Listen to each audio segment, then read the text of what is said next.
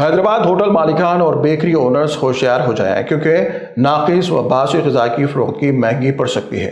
گاہکوں کی صحت سے کھلواڑ کرنے کی حماقت ان کی ہوٹلوں اور بیکریوں پر تالا لگا سکتی ہے۔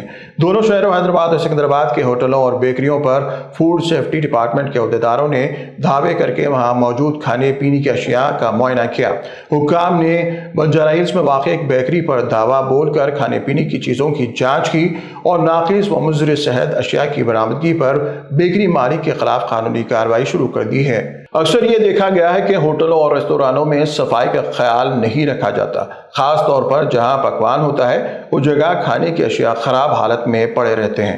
اس سے قبل بھی فوڈ سیفٹی کے عہدیداروں نے مشہور ہوٹلوں اور ریستورانوں کا معائنہ کیا تھا۔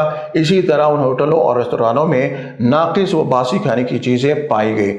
باورچی خانے میں پانی کی نکاسی کا انتظام نہیں تھا اور پانی وہاں جمع دیکھا گیا جس سے تعفن پھیلنے کا خدشہ تھا۔ ہماری عوام سے اپیل ہے کہ حفاظان صحت کا خیال رکھیں اور ایسے ہوٹلوں اور ریستورانوں میں جا کر اپنی صحت نہ بگاڑ لیں جہاں صفائی کا خیال نہیں رکھا جاتا ہو۔